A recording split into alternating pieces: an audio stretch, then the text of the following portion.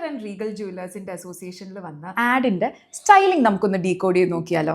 Label പല്ലവി നാംദേവ് ആണ് മഞ്ജു വാര്യറിന്റെ എല്ലാ ഡ്രസ്സസും ഈ ആഡിൽ ചെയ്തിരിക്കുന്നത്. മ്യൂട്ടഡ് ബ്രൗൺ കളറുള്ള ഒരു പ്രീ ഡ്രേപ്പ് സാരിയുടെ ലുക്ക് നമുക്ക് ആദ്യം ഡീകോഡ് ചെയ്യാം. ഈ അറ്റയറിന്റെ സ്റ്റൈലിംഗ് നോക്കുകയാണെങ്കിൽ സ്ലീവിലാണ് എംബ്രോയിഡറി എല്ലാം വന്നിരിക്കുന്നത്.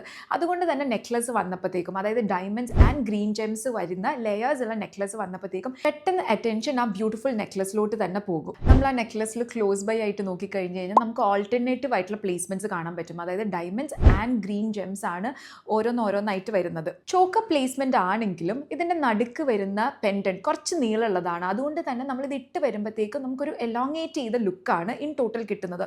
അതിന്റെ കൂടെ വൈറ്റ് സ്ക്വയർ നെക്കും കോർസെറ്റ് ബ്ലൗസും ചെറിയ പ്ലീറ്റ്സും കൂടെ വന്നപ്പോഴത്തേക്കും വെൽ ബാലൻസ്ഡ് ആണ്. ആക്ച്വലി പെർഫെക്റ്റ് ആണ് ലുക്ക്. രണ്ടാമത്തത് ഒരു ലൈറ്റ് പീച്ച് കളർ വരുന്ന ഫ്ലോയി ഗൗൺ, അതിന്റെ കൂടെ ഒരു കേപ്പ് ഷ്രഗും കൂടെ കൊടുത്തിട്ടുണ്ട്. ഇതിന്റെ ആക്സസറീസ് വരുമ്പോഴാണ് നമുക്ക് ശരിക്കും മനസ്സിലാവുന്നത് എന്തുകൊണ്ടാണ് ഗൗൺ വളരെ സിമ്പിൾ ആയിട്ടും വളരെ ലൈറ്റ് കളറും കൊടുത്തിരിക്കുന്നത് എന്നുള്ളത്. ബിക്കോസ് ആക്സസറീസിൽ നമ്മുടെ പെട്ടെന്ന് കണ്ണു പോകുന്നത് റൂബി ജെം സ്റ്റോൺസിലോട്ടാണ്.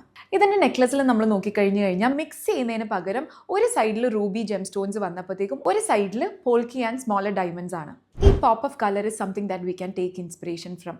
ഫാബ്രിക് വന്നപ്പോഴത്തേക്കും അല്ലെങ്കിൽ ഗൗണിൻ്റെ ഡീറ്റെയിൽസ് വന്നപ്പോഴത്തേക്കും വളരെ സട്ടിലായിട്ട് പ്ലേസ് ചെയ്ത് എല്ലാ അറ്റൻഷനും ആക്സസറീസിലോട്ടാണ് ഈ സ്റ്റൈലിംഗ് കൊടുത്തിട്ടുള്ളത്. Third look regal jewellers Manju വാര്യറിന്റെ എക്സ്ക്ലൂസീവ് ആയിട്ട് റിലീസ് ചെയ്ത ഒരു ഫോട്ടോയിൽ നിന്നാണ്. ഇതിന്റെ പ്രത്യേകത എന്ന് പറയുന്നത് ഈ സാരി ആൻഡ് ബ്ലൗസിൽ യൂസ് ചെയ്തിരിക്കുന്ന ഫാബ്രിക്കും ഇതിന്റെ നെക്ലസ് ആൻഡ് ഹാരോ ആണ്. നമ്മൾ ഈ നെക്ക് പീസസിലോട്ട് നോക്കിക്കഴിഞ്ഞു കഴിഞ്ഞാൽ ലക്ഷ്മി ദേവിയുടെ 8 മാനിഫെസ്റ്റേഷൻസ് ആണ് ഇതിൽ മോട്ടീവ്സ് ആയിട്ട് വന്നിട്ടുള്ളത്. ആന്റിക് ഗോൾഡ് ബേസിൽ വരുന്ന ഈ നെക്ക് പീസിൽ നമുക്ക് ഫ്ലോറൽ പാറ്റേൺസ് കാണാൻ പറ്റും. അതിന്റെ കൂടെ rubies, emeralds, red and even green സ്റ്റോൺസും നമുക്ക് ഇതിൽ കാണാൻ പറ്റും. ഇത്രയും ഡിവൈൻ ഡീറ്റെയിൽസ് ഉള്ളത് കൊണ്ട് തന്നെ നമ്മൾ ആലോചിക്കേണ്ട ഒരു കാര്യം, നമ്മൾ സ്റ്റൈൽ ചെയ്യുമ്പോഴത്തേക്കും നമ്മൾ അതിനെ എത്രത്തോളം സപ്പോർട്ട് ചെയ്യാം എന്നുള്ളതാണ്. നെക്ക് പീസിൽ ഇത്രയും ഡിവൈൻ ഡീറ്റെയിൽസ് ഉള്ളത് കൊണ്ട് തന്നെ സാരി ആൻഡ് ബ്ലൗസിലോട്ട് വന്നപ്പോൾ ഗോൾഡ് ഫോയിൽ ഫാബ്രിക് ആണ് യൂസ് ചെയ്തിരിക്കുന്നത്. അതായത് അതിനൊരു ടെക്സ്ചറും ഉണ്ടാവും, അതുപോലെ തന്നെ ഒരു ഷൈനുള്ള ഫാബ്രിക്കും ആണിത്. സ്റ്റൈലിംഗിന്റെ ഒരു ക്ലാസിക് എക്സാമ്പിൾ ആണിത്. ഇത്രയും ഡീറ്റെയിൽ ഓറിയന്റഡ് ആയിട്ടുള്ള ആക്സസറീസ് വരുമ്പം വളരെ സട്ടിലായിട്ട് എങ്ങനെ നമുക്ക്, പക്ഷെ അതേപോലെ ലക്ഷറിയസ് ആയിട്ട് എങ്ങനെ നമുക്ക്